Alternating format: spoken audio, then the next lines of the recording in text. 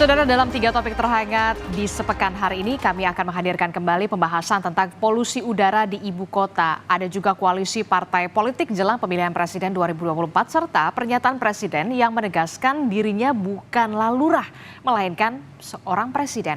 Kita langsung ke topik pertama, saudara. Belakangan ini polusi udara di wilayah DKI Jakarta dan juga wilayah-wilayah penyangganya, seperti ada Bekasi, Tangerang, Depok, dan juga Bogor, ini semakin memburuk.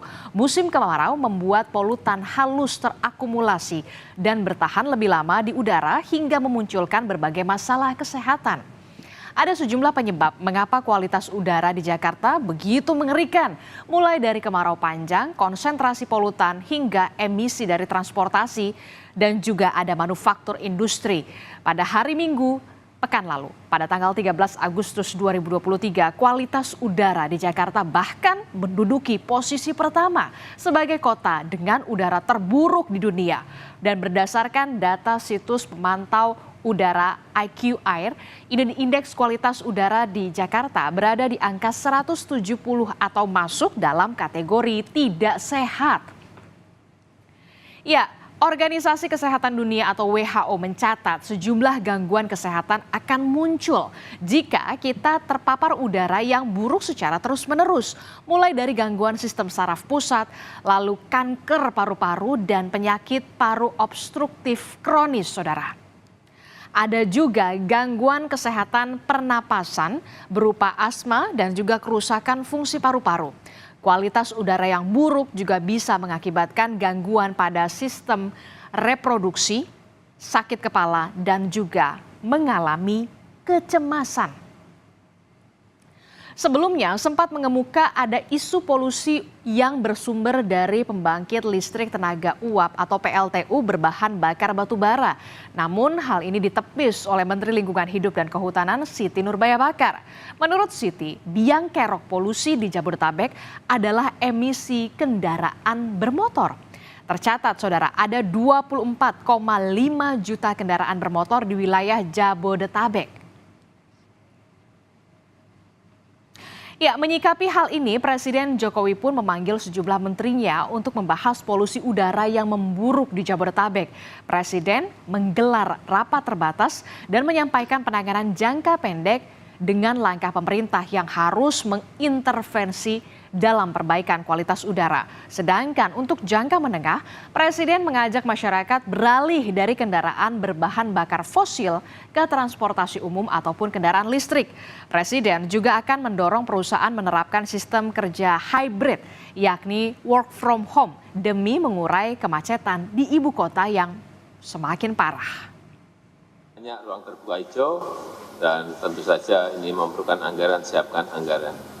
Dan jika diperlukan, kita harus berani mendorong untuk banyak kantor melaksanakan hybrid working.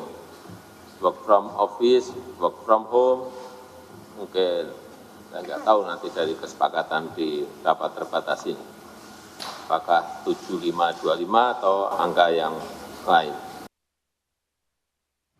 Ya, sejalan dengan usulan Presiden, pemerintah Provinsi DKI Jakarta pun mengusulkan separuh ASN di DKI bekerja dari rumah untuk mengurangi polusi udara. Pemprov DKI juga menambah 800 ruang terbuka hijau untuk mengatasi tingkat emisi yang tinggi. Namun hal ini ternyata ditentang oleh sejumlah pelaku usaha karena dinilai bisa mengganggu produktivitas. Namun harus diingat bahwa saat ini kita baru saja berupaya bangkit dari pandemi COVID-19 dan apakah hal ini bisa tepat benar-benar akan mengurangi polusi udara karena diterapkannya WFH tentu akan berpengaruh kepada produktivitas khususnya teman-teman pelaku usaha yang sedang dalam memulai usaha berjuang untuk membenahi lini bisnis masing-masing. Selanjutnya pemerintah pun mewacanakan penerapan aturan lalu lintas 4-in-1 atau 4 penumpang dalam satu kendaraan sebagai upaya mengatasi polusi udara. Dan menurut Menteri Perhubungan Budi Karya Sumadi, aturan ini diharapkan dapat menekan jumlah kendaraan pribadi oleh masyarakat DKI Jakarta dan juga sekitarnya. Namun hal ini dinilai oleh analis tata kota tidak efektif mengingat gagalnya kebijakan 3-in-1 yang pernah diterapkan di ibu kota sebelumnya. Kita tinggalkan soal polusi udara, beralih ke informasi dari dunia politik. Persaingan menuju pemilihan presiden 2024 mulai memanas. Partai-partai politik pun terus bergerak, mulai dari yang melabuhkan diri untuk berkoalisi dengan parpol lain yang sudah mengusung bakal calon presiden, ataupun semakin mengkukuhkan koalisi yang telah terbentuk. Ya, dalam pasal 222 Undang-Undang Nomor 7 Tahun 2017 tentang pemilu, calon presiden yang diusung partai politik atau gabungan partai politik peserta pemilu harus memenuhi persyaratan minimal 20% kursi atau setidaknya ini ada kursi di DPR atau 25% dari suara sah secara nasional. Dan saat ini saudara terdapat 575 kursi di parlemen.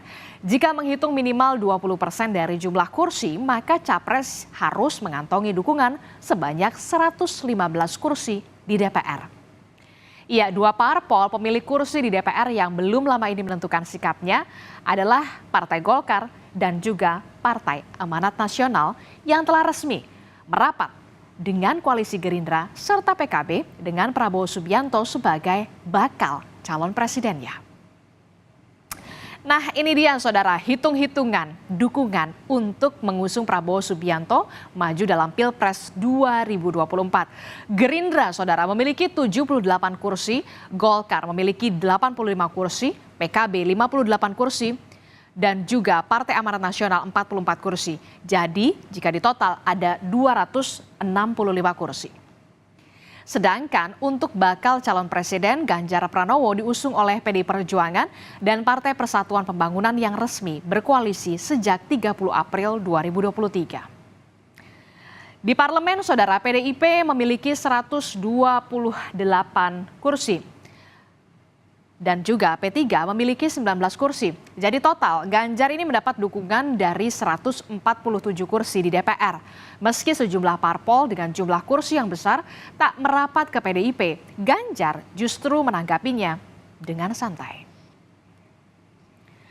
Ya, jika membahas terkait dengan dukung-mendukung, Partai Nasdem menjadi partai pertama yang mendeklarasikan Anies Baswedan sebagai bakal calon presiden dan maju di Pilpres 2024. Namun tentunya Nasdem tidak sendiri.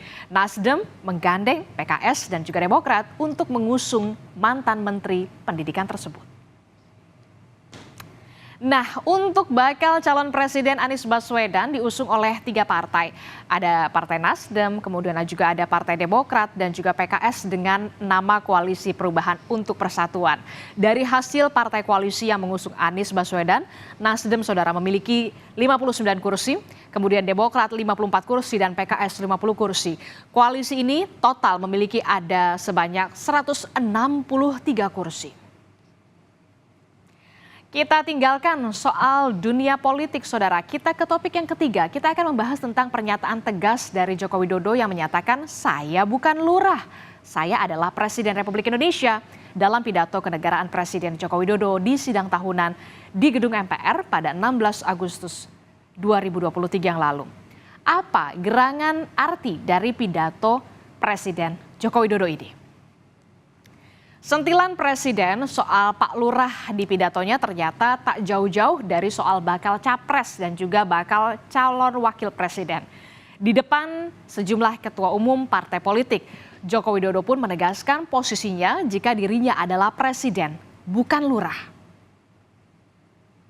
Setiap ditanya capres dan cawapresnya, jawabannya belum ada arahan Pak Lurah. Saya sempat mikir, siapa ini Pak Lurah? Sedikit-sedikit kok Pak Lurah. Belakangan saya tahu yang dimaksud Pak Lurah ternyata saya. Ya, saya jawab saja, saya bukan lurah. Saya adalah Presiden Republik Indonesia.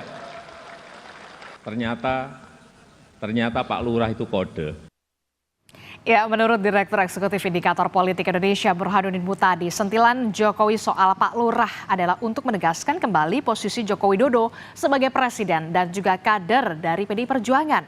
Pasalnya, Jokowi ini sering dikaitkan ada di balik kemudi Golkar dan juga Partai Amanat Nasional yang merapatkan barisan menjadi pendukung Prabowo Subianto. Beliau sekaligus balancing of power. Percaya atau tidak, itu soal lain. Oke. Presiden Jokowi perlu menyampaikan ke publik, terutama pesan yang dikirimkan kepada PDI Perjuangan, bahwa beliau masih sami'na wa ta'na sebagai kader PDI Perjuangan untuk mengusung Mas Ganjar. Ya. Tapi sebagai presiden, publik bisa menafsirkan lain. Karena dalam politik seringkali kita tidak harus menyimak apa yang dikatakan, tapi juga menyimak apa yang tidak diucapkan. Ya, kalau kita flashback, bukan sekali ini saja Presiden Joko Widodo melakukan klarifikasi soal campur tangan dalam Pilpres. Sebelumnya, Jokowi juga meluruskan soal pernyataannya tetap akan cawe-cawe pada pemilihan Presiden 2024. Cawe-cawe itu saya sampaikan bahwa menjadi kewajiban moral, menjadi tanggung jawab moral saya sebagai presiden dalam masa transisi kepemimpinan nasional di 2024, ya harus menjaga agar isi kepemimpinan nasional serentak Pilpres itu bisa berjalan dengan baik tanpa ada riak-riak yang membahayakan negara dan bangsa. Dan itu tadi saudara topik-topik pilihan yang menarik perhatian publik selama sepekan kemarin. Simak terus ulasan-ulasan topik terkini yang khas yang tayang di Berita Utama.